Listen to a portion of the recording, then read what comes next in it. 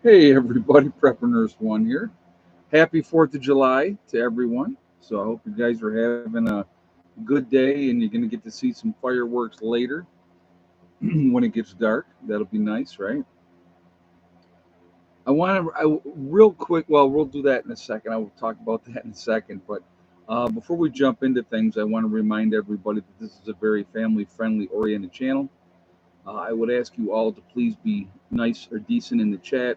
If you cannot do that, those awesome people lit up with in blue with the blue wrenches will boot you out of here because we will not tolerate that. Okay, just putting that out there ahead of time. So, but yeah, good day though. Got some rain here today, and so I uh, I knew the rain was coming. So I went out earlier in the day and had transferred water from the first tank into the third tank. So the second tank is completely full, right? And so I had, some water in the fourth tank, some water, a pretty decent amount in the first tank. So I transferred some out of the first tank into the third tank. And then it rained pretty good. Not long, unfortunately. Again, we need an all day soak would be ideal. Like it rains all day, not some torrential downpour, but nice and steady, good steady rain. But any rain is we're gonna take it, right? So I'm like, man, I wonder how much water we got. So I went out and I checked, and the one tank was pretty full, and the newest tank, the fourth tank that we hooked up, that had a decent amount of water in it too. So I'm like, all right, if it's gonna keep raining, because it was raining when I was out there. I started transferring water into the third tank, which is not hooked up to any of the gutters, right? So like the second tank's not hooked up to the gutters.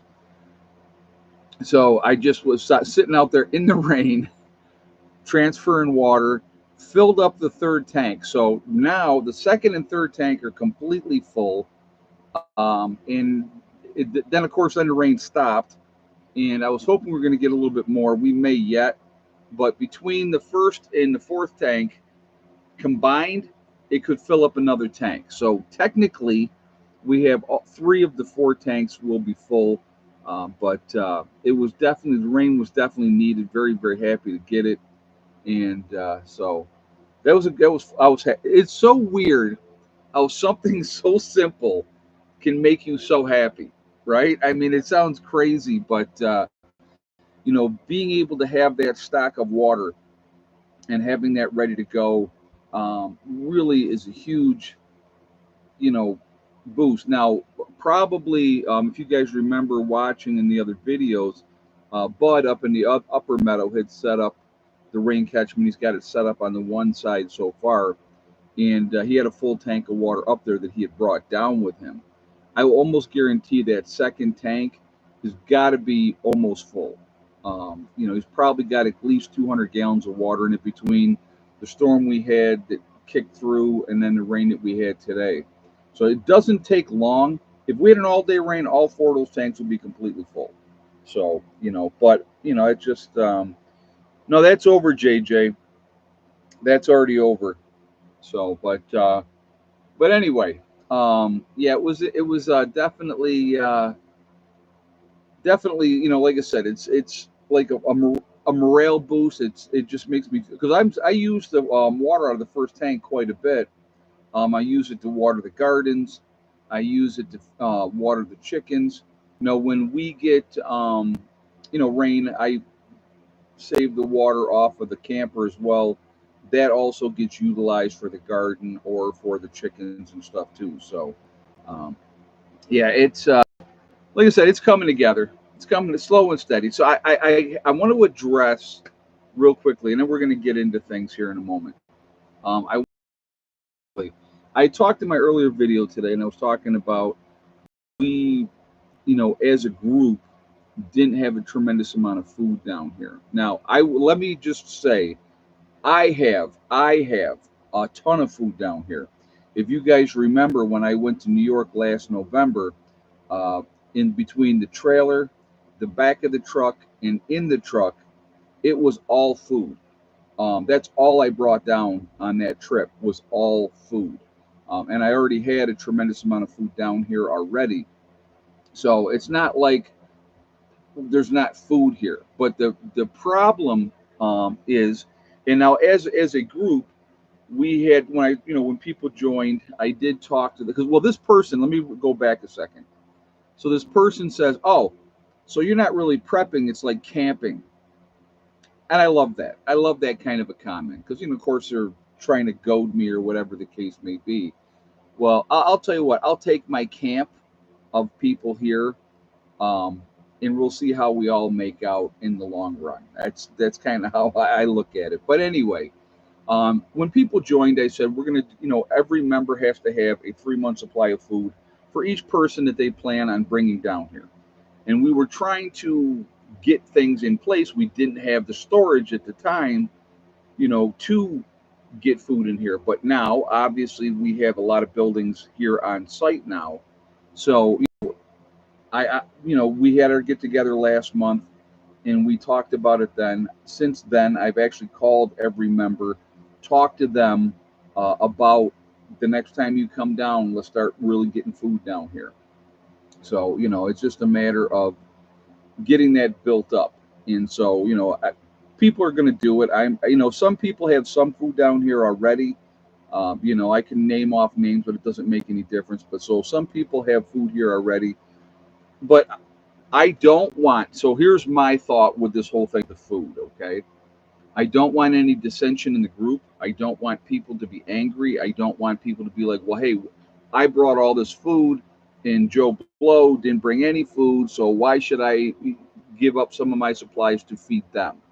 So if everybody has a baseline of what they have to have, a 3 month supply of food, right, on site, anything extra than that, and they want to keep it in their cabins or wherever they want to do, that's perfectly fine. Because I'm going to tell you what, I've been watching the new season of Alone. Sat down, started watching that yesterday, okay? And three people are out already within inside of 3 weeks. Now, the first two dropped out on day 18, 19. The other guy dropped out, I think, on day 20 or 21. And the first two that dropped out both realized, I'm starving, I'm feeling off, I don't feel right.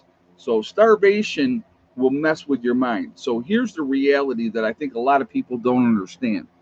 You can have, folks, all the skills in the world. You can know how to bushcraft, you can know how to live off, whatever. But if you don't have food, you can make fire and you can make a shelter and, you know, if you don't have food, you're not going to have anything because it will beat you down within a very short period of time and people will quit. Emotions will be running high in SHTF situation that requires bugging out. Oh, absolutely. Absolutely. So that's a great point, Okie Forge. You're absolutely right. The emotions are going to be insane to begin with. Um, but so anyway, with watching that, it's a huge thing to reiterate exactly what I have been saying to my group. Okay, now is the time. We need to start really getting stocked up here. We're working on the water situation, obviously, right? We have the 4 tanks in front of the wolf, or in front of the Raven's Nest, the pavilion. We are, 3 meals away from anarchy. Absolutely, Viking Prepper. Absolutely. But we got the 2 tanks set up over here. We're going to be getting them set up this next get together, or working on it, at least get one side up, and so that'll be another source of water coming in. And like I said, it's just it's a process, and that's what I think a lot of people don't understand. They really don't understand that. But anyway, so that was oh, so the third person, right? The third person to quit the show, he actually is the son of a guy who wrote this book about doing the whole off grid thing, and and living off the land, and doing all these type of things. And this guy's like a legend, and this is his youngest son. And he started off strong and everything was good, but what happened? He made a fateful mistake. A fateful mistake. And the thing is, what people don't understand, these type of mistakes will get you killed. And what he made the mistake of, he was drinking water directly from the lake, and he ended up getting sick, diarrhea, throwing up, he tapped out. He tapped out, and this is a kid that has had every advantage as far as preparedness goes, and his father is literally a legend in the field of that, and he quit. And it will take the lives of so many people. Dysentery, I've said this before, folks, in a true SHTF situation, dysentery is going to kill more people than anything else. Just putting that out there because that's a fact. It's a fact. So, it's watching it really reiterates the importance of, you know, getting those ducks lined up, getting things squared away. And something else that somebody had made a comment on, which they're 100% correct, and I did want to address this as well. It's not just food storage, okay? It's not just food storage. It's having gardens prepared ahead of time, garden areas, if you will, having seeds and being able to be in a situation where you go, okay, now we're going to focus on growing because that's what's going to keep you alive in the long run. But what am I missing here? I'm missing something.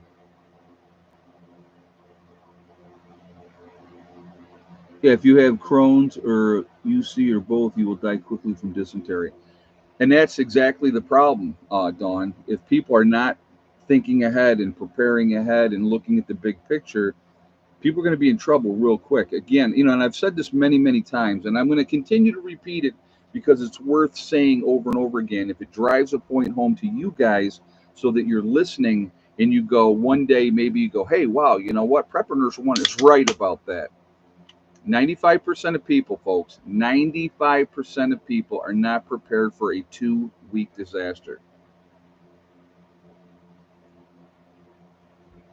So, when a major event happens, which could absolutely happen, there is no, oh, that's not ever going to happen. There's so many different things that could happen that could be game changers. And if you're not ready and you're not prepared, for whatever may happen, you could be in trouble in a hurry, in a hurry. And like I said, people people just don't get it. They really don't. They don't think about it. It's out of sight, out of mind. I'm not going to worry about it. But like I said, for me, it's at the forefront of my mind all the time. And thinking of things and looking at the big picture and what we need to do down here. We're a long way from ready. I will tell you that right now. I mean, I like where we're at. Don't get me wrong. Okay, I like where we're at, but we have a lot of work to do, and that comes as a team effort. So here's one of the things too, and obviously I'm going to be talking about this with my group when we have our get together. Is buying things as a group, right? So one example would be oatmeal. All right, oatmeal is a great food source because it has a lot of nutrition, a lot of protein, and also it's very filling.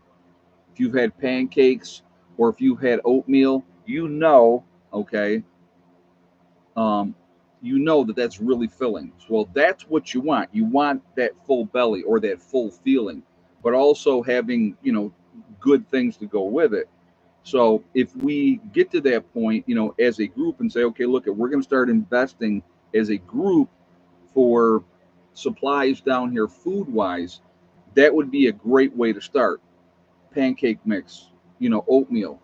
Focus on that first meal of the day because you're going to need that energy to do what you need to do. One of the things with alone, what they were talking about, um, JJ says, how many wild animals defecate and urinate in the waters? It's only common sense not to drink from rivers or lakes. You would think so. You would think so, JJ, but common sense is not so common. Boiling the water, how hard is that? That's going to make all the difference in the world. Filtering it first, even if you're doing a filter through a t-shirt, filter it first, get all any kind of particles that are bigger particles out, and then boil that water. So, but yeah, I don't get it. I really don't get it. So, but anyway, it's been really interesting watching that and watching the determination of some of these people. Mind over matter is a great thing, and it makes a lot of sense. But if your body quits on you, I don't care how strong mentally you are. I don't care what your knowledge base is. What you have to understand on these shows, like Alone, they go through a vigorous thing to pick these people because if you guys remember that one season, the guy quit within like the first couple of hours because of bears. I mean, what a waste! Because it could have brought somebody else in there instead to be able to take that spot. You know what I mean? So, but they go through all kinds of stuff, and these are people, folks. These are people that know how to live off the land. Right? They know all the different things that they need to do to survive, and they're still starving to death. So craziness. So, but but again, it goes to show you when you watch a show like that, like Alone, how fragile the system really truly is, and especially when you have a majority of the people that haven't got clue one or not doing anything to help themselves. And it's anyone gone to Sam's Club? They are using AI. Well, I did not know that. I haven't been to Sam's Club in forever.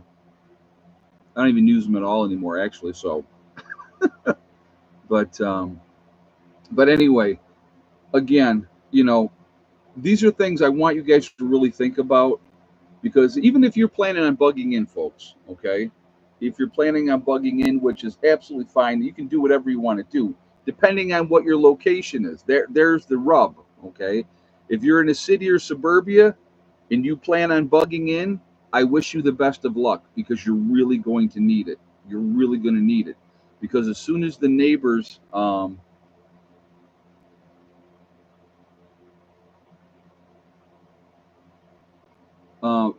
as soon as the neighbors find out that you have something and they have nothing, they'll be knocking on your door. And if you don't help them, heaven help you. Okay, that's really kind of how that goes. Because now, nothing worse than you've scorned somebody and they're starving and their kids are starving, and they feel entitled. Remember, we live in an entitlement society, folks. They're going to try to do something about it, and they may band together with others to do it to take what you have. And let's say you fight them off. Let's say you successfully fight them off. Then you know what they're going to do? They're going to burn you out because if they can't have it, they don't think you deserve to have it either. And so, suburbia is not a safe place to be. The city is not a safe place to be. The less people that you have around you, the better your chances are going to be for long-term survival. So again, one more point I want to make with that situation with the show Alone. Within a 3-week period, sickness for one because of dysentery, right? Basically starvation because they couldn't even think right or clearly or to be able to do the things that they wanted to do. And these are people that know what they're doing. That's the other thing you got to remember. These are people that know what they're doing. How quickly do you think that the average person out on the street is going to succumb to starvation, to dysentery, and all that type of stuff really, really quickly? So, but Full of Hope said, "Hey, Ed, I'm going to have nightmares tonight now." Not trying to give you nightmares, hon. I am brutally honest. I'm brutally honest. And Billy the Kid, I think you have it right. He said it will happen in a blink of an eye. I honestly believe that that's exactly how. One day we're going to be everything is great, everything is wonderful. We're going to wake up the next day, or in the course of that day, and chaos will ensue. And depending on where you are and what's happened and how it's gone down, you have a window, folks. You have a window of opportunity, and I fully hope that you guys embrace that opportunity in that time frame and do what you got to do to take care of what you need to take care of because you know it's not going to be good, not going to be good. I honestly, you know, I love now. So I'm like, I got to mention this because it's all over the news, right? So they had the first debate, which was a disaster for Biden. It's basically both sides are saying it was a disaster for Biden, and now they're talking about replacing him, right? And he's saying I'm not dropping out, and da da da, whatever the case may be. And of course now, the Supreme Court comes down with the decision. Basically, now they can't go after Trump. So that was obviously part of their goal, that they wanted to have this big show trial and convict him, of insurrection on January 6th and all that good stuff. And I love how they say, and Trump led these people. No, he did not. It's just, and I want you also to remember on January 6th, okay, you had a small percentage of people went into the Capitol building. There was what, a couple 100,000 people down there for that, couple 100,000 people. Angry Prepper, he was there, right? He didn't go into the Capitol building, but he was there. So again, it's I love how it is hyped up and how they make it out like it's when I've seen the videos, folks, too. I mean, I've seen the videos, and I have my opinion on it, and I'm not going to get into that because, of course, if it's not aligned with the narrative, then we're wrong and we're bad. Yeah, well, yeah, I saw that too. Yeah, yeah. So, but anyway, and they were staying within the ropes. Boy, what a riot that is, right? I mean, that's people rioting when they're staying within the ropes of, when they're walking through. Yeah. But anyway, um, the whole situation is what it is. And now the Supreme Court has shot down, them trying to do what they wanted to do. And, and I find it funny because now all of a sudden now the Supreme Court's a problem with a 6-3. You have the conservative majority because Trump put in 3 conservative judges on the Supreme Court during his first term in office, and it's just like if it was the other way around, folks, the left would have absolutely no problem with whatever the Supreme Court decided. They wouldn't. But because it doesn't go with what they want, now it's all of a sudden it's an issue. So I find it really, really interesting. Uh, really appreciate you, Ed. I've been sub for years. Love your common sense, kindness, and inclusion. Thank you. You're very welcome, and I appreciate you saying that. I really do. I really appreciate that. But yeah, they can't charge him now, Billy the Kid, because it's like he's got immunity because he was the president. So, but like I said again, if you thought, and this is just, I'm going to make one statement on this whole thing. If you thought there might be issues with that type of a crowd, that huge crowd coming down there, why wasn't the National Guard called out and them stationed to make sure the peace was kept? That's all. That's a question that I have. That's just a question, right? So, but anyway, we'll see how it all plays out. But it's they're very unhappy about the decisions that were made. Of course, now they're all talking it up and now this and that and whatever. I just laugh. And he's going after people if he becomes president. What has he said? He said he will go after the illegal immigrants. 8 or 9 million that have come across the border since Biden was president, right? That's who he's going to go after. And I think a majority of the people in this country, not saying all, but I'm going to say the majority of the people in this country who pay taxes, right, are tired of supporting people that just want to come in here for the free ride. So I have a problem with that. I do.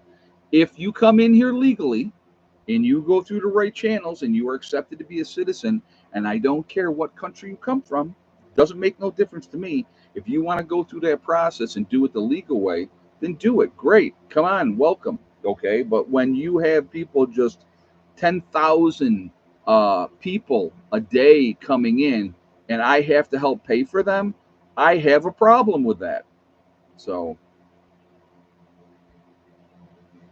they could make it easier and less expensive to become a citizen. Right, but when you have people, and that's not wrong. You're not wrong with that statement, but it's not the way that it is. Yeah, and our vets get nothing. Exactly. And I have a problem with that as well. I have a problem with that as well. But anyway, really interesting stuff. And but we'll see how things pan out. But like I said again, I am always, yeah. Well, rich always want cheap labor. Yeah, and they're now they have that. It's been proven that first generation that comes in is going to vote probably Democrat. And so if you get those 8 million votes, that can make a difference. That can make a difference, depending on where they are. So, I'll give you an example of something. And again, I always love to use New York as a great example because it's such a mess up there. I, through the grapevine, I heard there's somebody that and I know him, and I didn't like the guy to begin with. Did not never really liked this.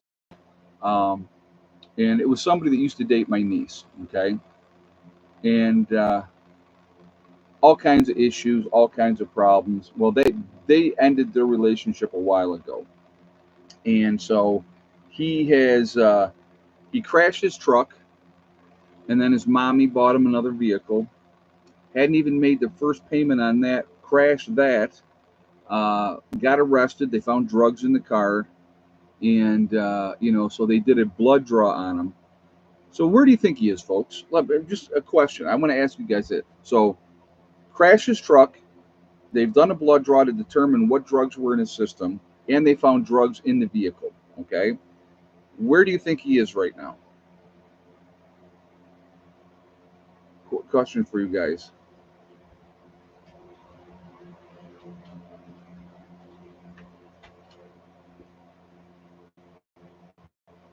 Bob, see, I like that answer.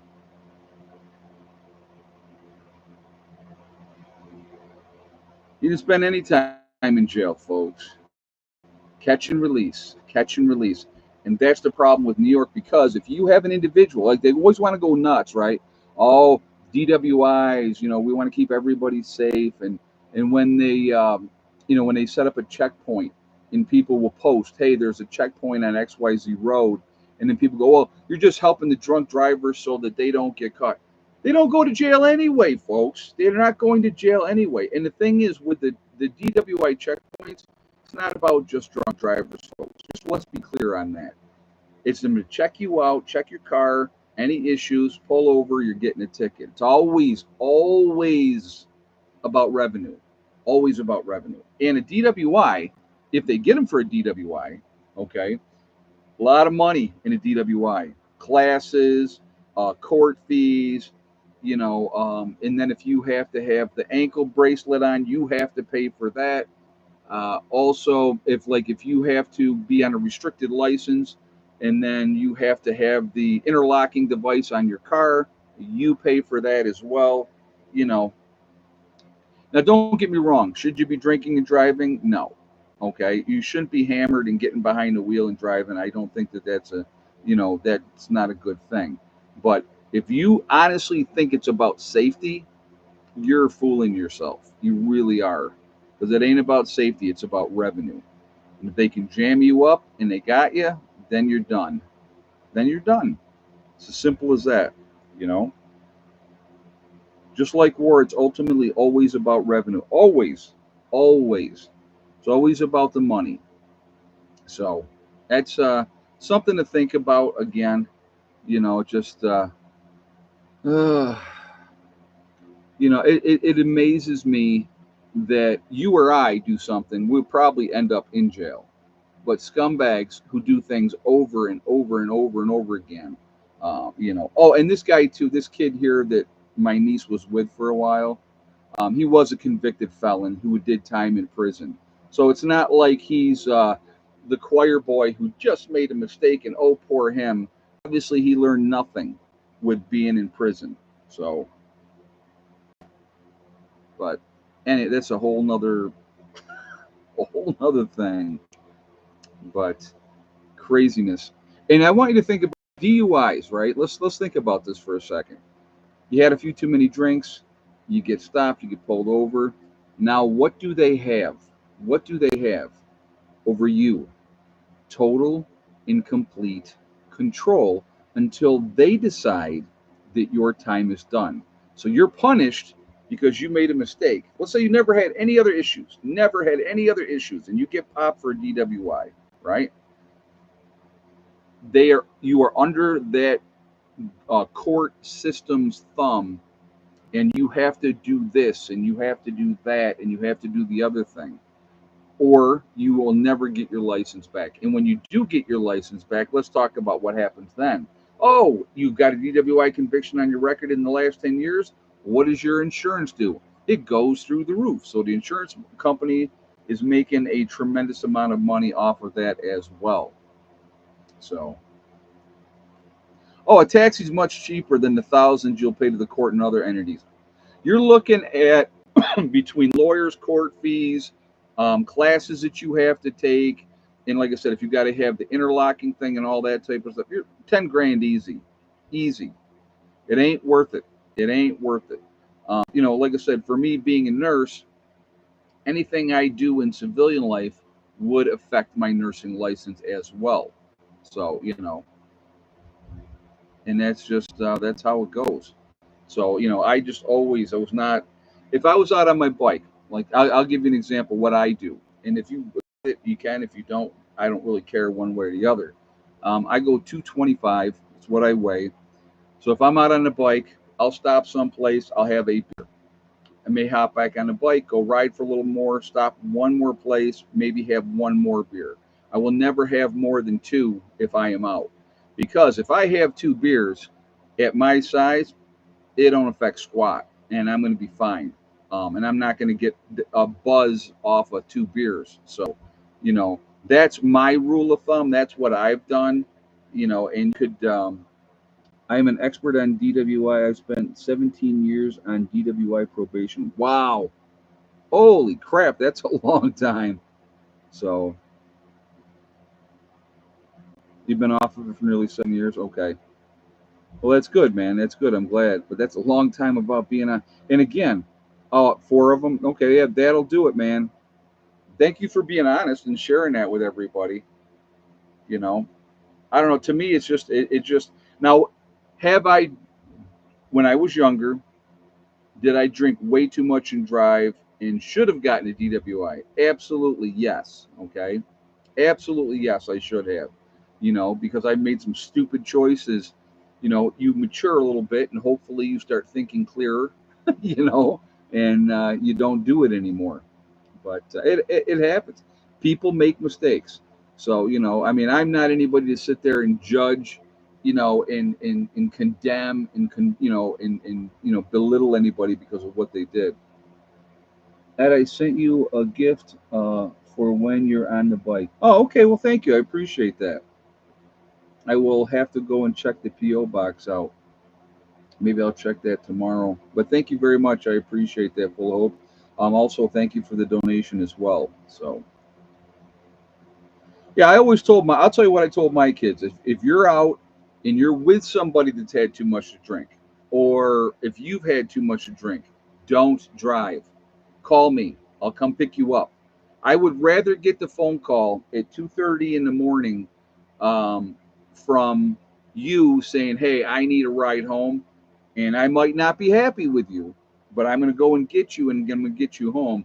Then get a call from the coroner. We had an incident up in New York where I lived, where these kids had stolen grandma's Jeep. I think it was a Jeep, and there was five kids in the car, all young. I mean, like 15, 16-year-old kids. Okay, driving like idiots because that's what kids do because they don't know any better. They crashed that Jeep, and four of the five died on scene. One girl survived. All right, and it wasted four young lives wasted in a blink of an eye. In a blink of an eye. And so, it happens. It absolutely happens. So again, I would rather, I always tell her, if you felt you're in a situation where there's danger or somebody's drinking too much and you don't want to get in that car, you blame me. Yes, it was, JJ. Yep. Yep. So, But yeah, it's just like I said, it's just not worth it. It's just not worth it. So if I'm gonna get hammered, I'll be honest with you. I'm gonna sit out here by the fire, and I'm gonna drink, and then I'm gonna walk or stagger, if you will, back into the camper and go to bed. Like today is a great example, folks. Okay, I do not know why that people are that stupid that they're gonna go out today and they're gonna drink like crazy, right? And then the cops are going to have checkpoints. The cops will be out like mad because there's all the 4th of July parties going on, and people are going to be out celebrating and watching the fireworks, drinking a few beers, having a time. You know, I'm going to tell you what kind of drunk I am, full of hope. I will laugh and I will sing, and I'm a happy drunk. And I know there's some people out there, and they get mean when they get drunk. But I've always been a happy drunk. So I'll sing and laugh and fall down and laugh at myself for falling down. That's the kind of drunk I am. So, but again, like I said, it's just, why take that chance today? You know what I mean? Why take that chance? You know that today, so today, right? I'm off today. I'm not going anywhere. I'm not going anywhere. I'm not going to go out there and have anything to drink or do anything, or to take any kind of chance. And if I was going out today, I'm going to drink pop, or I'm going to drink, my green tea.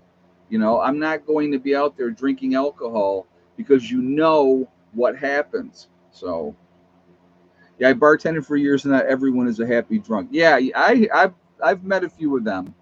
I have met a few of them, but anyway, yeah, it's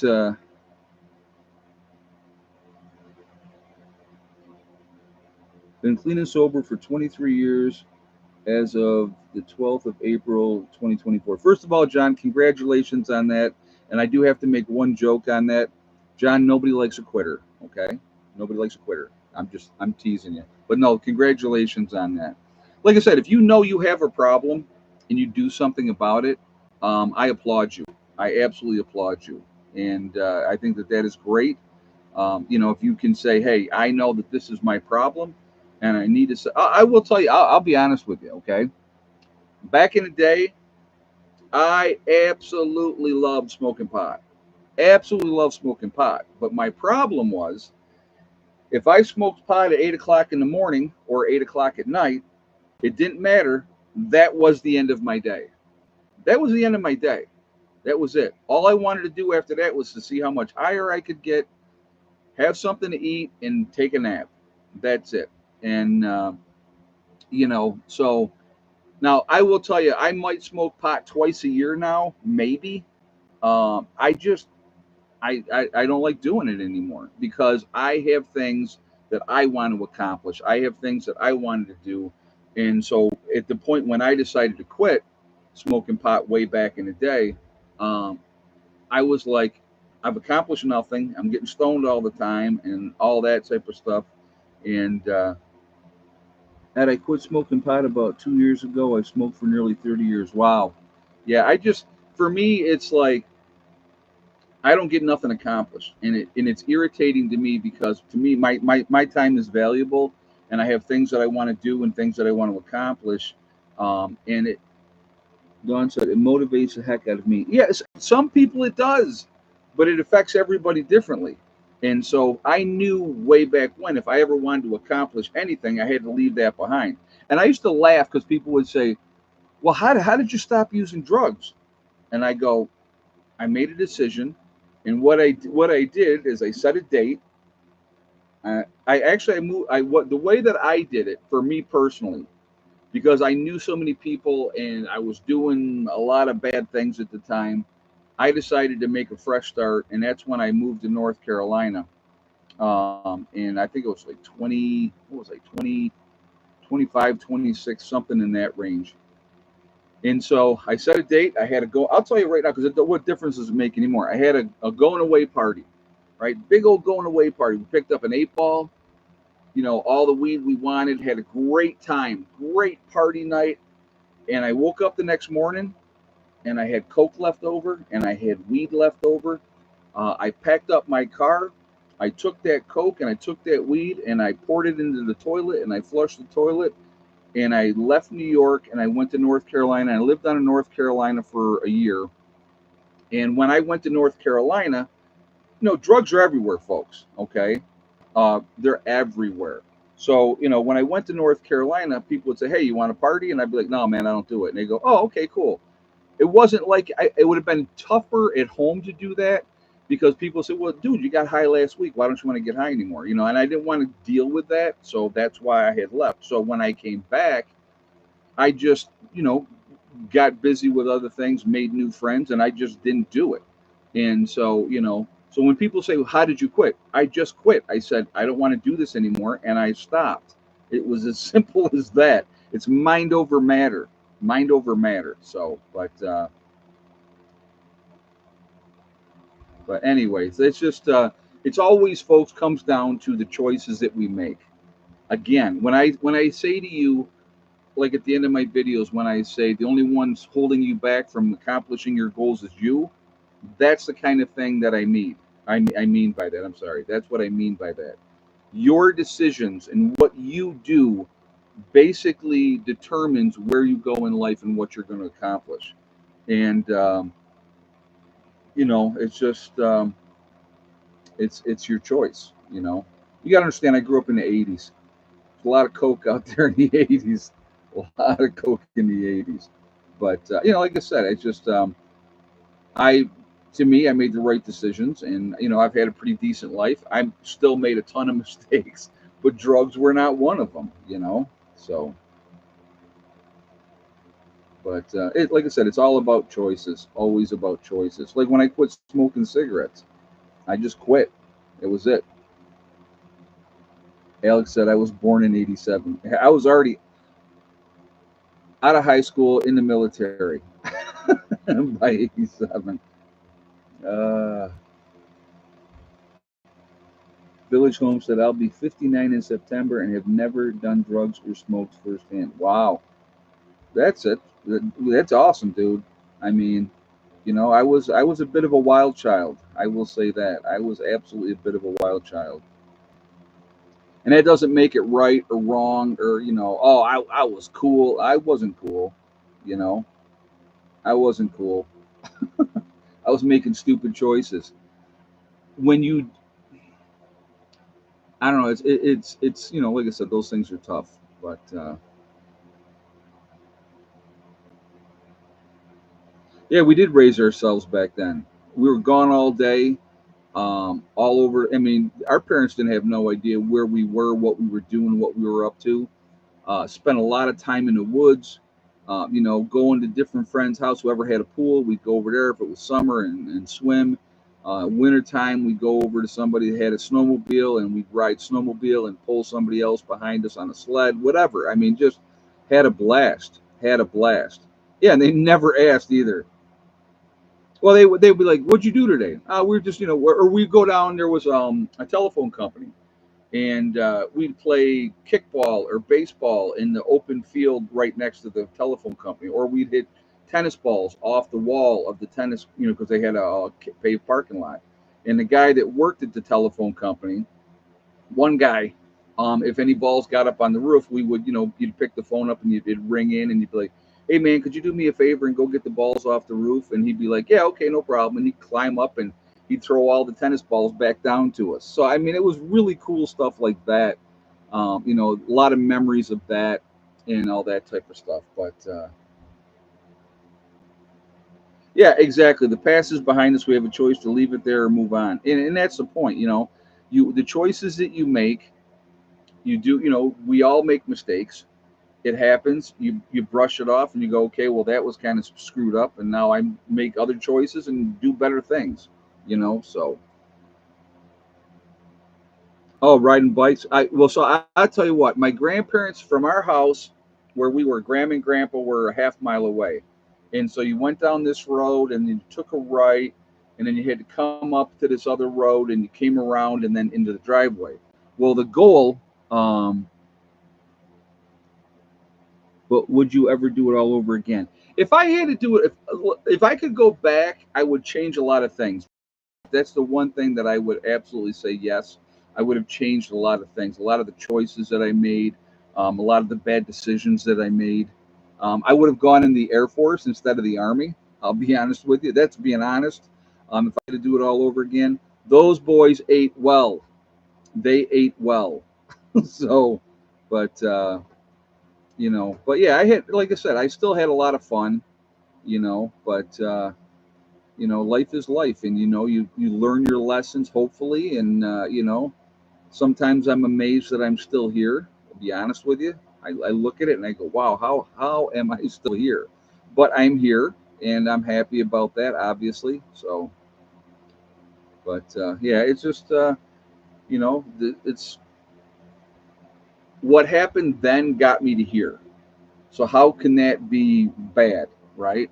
Unless you experience hard times, you can't appreciate good times, if that makes any sense.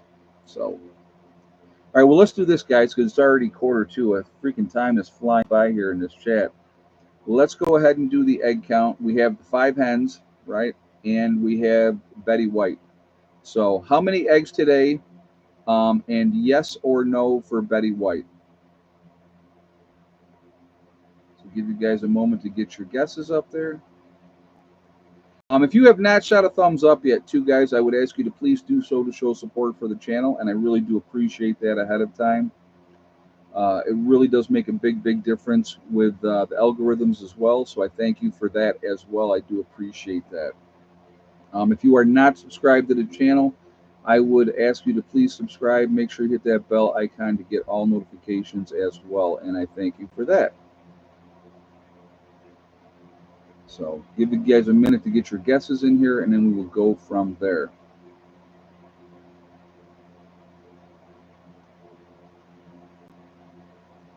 I honestly think growing up then was the best. That's why we were so independent. Oh, yeah. Hey, thank you, Billy. I appreciate you saying that. I appreciate that.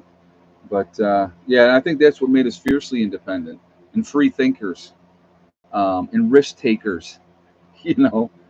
Okay, guys, if you had the same exact guess as Rhonda Henry with 4 eggs today, and yes for Miss Betty White, then you are 100% correct. So congratulations to Rhonda Henry. You've won absolutely nothing, but you are happy about it. So there we go. It has been very warm and muggy down here, unbelievably so. So risk takers for sure. Yeah, no kidding. So anyway, guys, like I said again, I'm gonna always encourage you to prep. Always encourage you to be as ready as you possibly can be. If you can team up and you can group up and you can get yourself into a group or start your own group, I would highly recommend that you would do that. I think it's really important when the time comes. And I've said this before, and I'll say this again. Okay, one of 3 things is going to happen after a true SHTF situation. All right, one of 3 things is going to happen. Number one, you're already be in a group, and you will get to your group and you will work together, hopefully. Okay. Number two, you will end up joining a group, and it may not be the type of people that you want to be with, but you will do it to survive. All right. And number three, you'll be dead. Simple as that. Those are your 3 choices. Now, what you do with that is up to you, but I personally would rather pick the people that I want to choose to survive with now than being forced to be joining some group of people that are doing all the wrong things, that are not aligned with my thought process. And I have to, make that decision to go along with them because it's in my best interest to survive. Not good. That is not good. So I would rather choose now, have the people that I want to be with, and get to know them and make that bond. And that's what we've done down here. And I encourage you all, get with a group if you can. We're always still looking for good people that want to join what we're doing down here. So if you are interested, we have one member that comes as far away as Massachusetts. So it comes down to what you feel comfortable doing, how far away you are. Do you think you could possibly get here within an allotted time period? That's going to make a difference as well, and in the commitment to being part of the group. That's what it comes down to. So, Ed, thoughts on today's housing costs? Like I said, it's the cost of things have gone exponentially higher. The interest rates, the Fed raised the rates over and over and over again since Biden's been in office. So, and they're not bringing them down anytime soon, and that causes a problem because when you go to try to, you know, take out a loan or to be able to get a home, it's going to cost you a whole lot more. It's kind of weird, but organic that people who want to stick together have been talking to me lately. That's nothing wrong with that. People need to come together. See, there's the key. They need to come together. And if you have like minded people and you have the common interest of preparedness, it makes a huge difference. Temp got up to 117 here today with a heat index of 125. Where are you at, Okie Forge? You in Texas? Arizona? I don't even know where exactly you are. And the problem is too with houses. If you're buying a house, obviously, when you have the town decides they need more revenue, they say now your house is worth X, Y, Z, inflating the value of it, and now you have to pay more in taxes. Oh, it's in Oklahoma, Southwest Oklahoma. All right, so here's a good question for that for Okie Forge. Okay, 117 degrees with a heat index of 125. Okie Forge, for the unprepared in your area, how long do you think that they will survive trying to get anywhere in those kind of temperatures? They're gonna let days, maybe couple days. That's it. That's it. They won't last long. And yeah, it's just an hour. But think about it. If you had to travel, you know, yeah. Don't forget insurance costs. Oh, absolutely. Yeah, crazy. But it's just you have to be careful. You have to be careful. I own my house outright, no taxes, homestead, senior freeze. Oh, that's good because I don't know where you're at, Ranger, but they don't ever stop. I mean, they may lower the taxes. They have like in New York, they had in Greece, New York, where I was at, they had the STAR program. So if you were over 65, you got a break on your taxes. But other than that, you still paid them. It was a cool 105 here in Tucson. The monsoon started early, helps to keep the heat down, but brings up the humidity. Oh, I can imagine. I can imagine. So,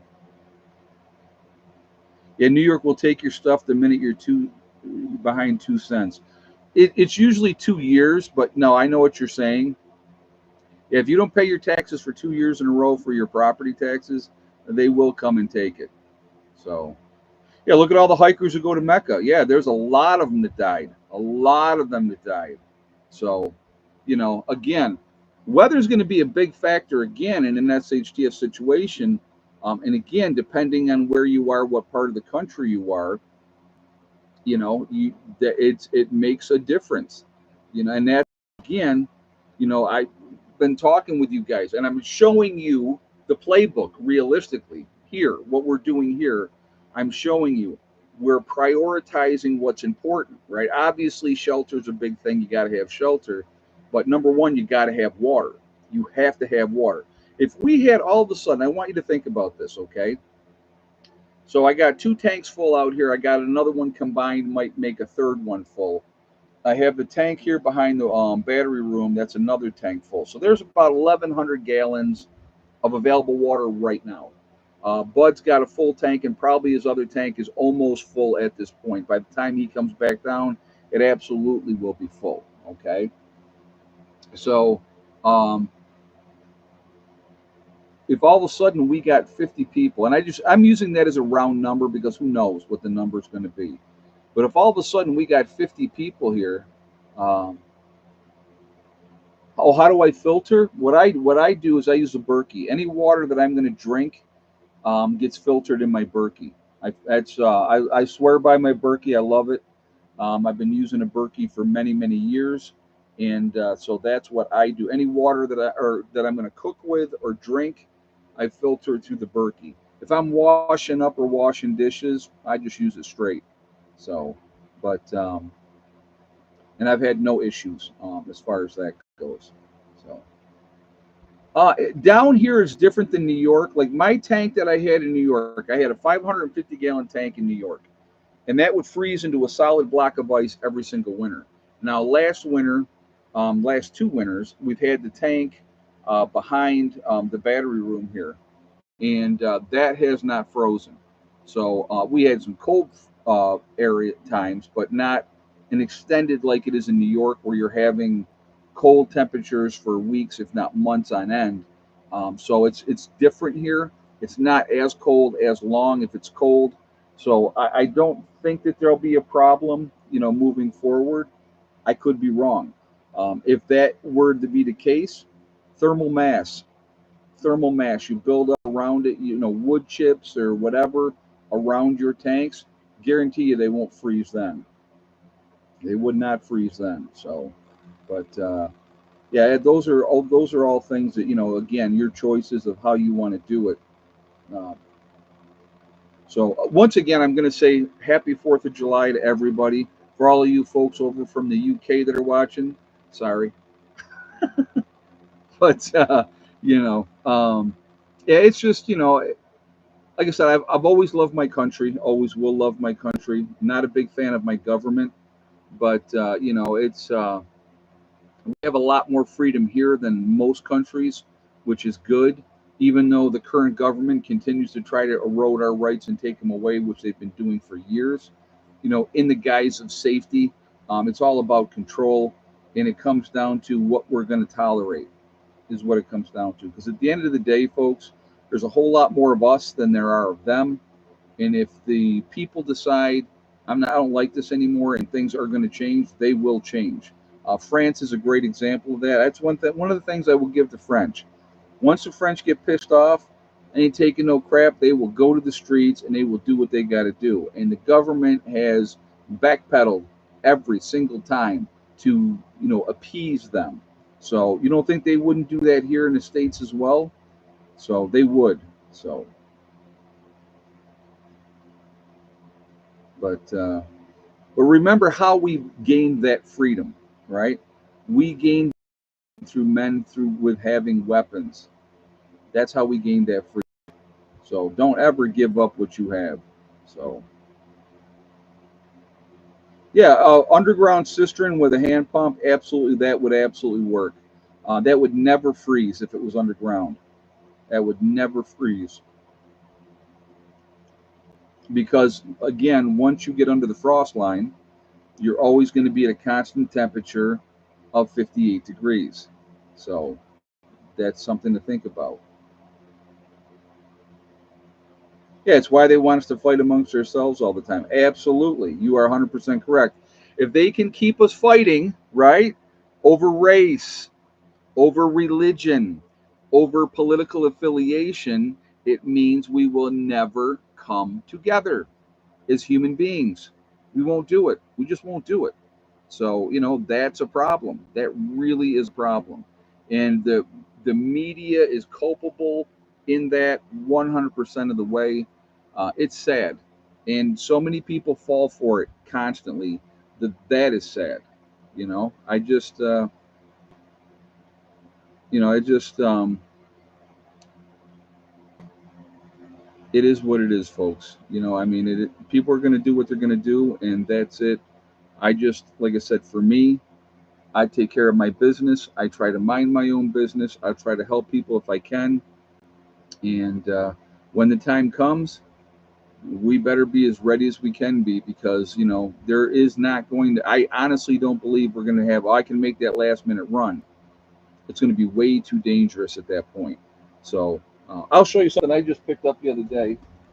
Went to the store and they had the mini beef raviolis. They were on sale at Walmart. A buck a can. A buck a can. So I sent you a funny YouTube video before, just before 8 p.m. Okay, Asif, I'll check that out. But so I saw that for a buck a can. I'm like, oh wow, that's cool. So I picked up 12 of them. You know, uh, one of the things I just picked up too, also, and it made me think about was oatmeal. I keep a certain level of oatmeal at all times, and as soon as it gets down, I get more. So I always keep. Come on, Hella, stop! I don't want you up underneath me like that. So anyway, um, again, take care of your business. Oatmeal's not expensive, folks. You can stock that up really, really well and have a good supply of it. So get out there, get that, keep your bellies full. When the time comes, you're going to need that strength. You're going to need that clarity of mind. So I actually only keep a couple of bags because there will be other things to eat when the time comes, to be honest with you. And so that's 5 pounds of rolled oats cost at Costco for $7. And you can't beat that. That's cheap. It'll feed you a lot of meals for 5 pounds. Depends on how many people that you have. But if it's just one, that's a lot of meals for $7. Again, get what you need to get now, people, because the time is coming where you ain't going to be able to get it no more, and you're going to kick yourself for not being proactive. And again, it doesn't have to be overnight. You can do it gradually as long as you're making the effort. Like anytime I go to the store, I'll be honest with you, I'm always in prepper mindset. Always in prepper mindset. I look at what I have, I go, okay, what do I need? And I go from there. So, anyway, folks, I am going to end this stream now. Please be safe. Have a great 4th of July. Uh, don't drink and drive. It's not worth it. It really isn't. So, take care of your business. Be smart. Keep prepping. Be as ready as you can be. When the time comes, we'll see what happens. But again, hopefully you're listening, you're paying attention, and you're being proactive, and that's what I want. I don't want you guys to be victims. That's my ultimate goal. I don't want you to be victims. Okay. Take care of yourselves. I will see you all later. Prepper Nurse 1 out for now.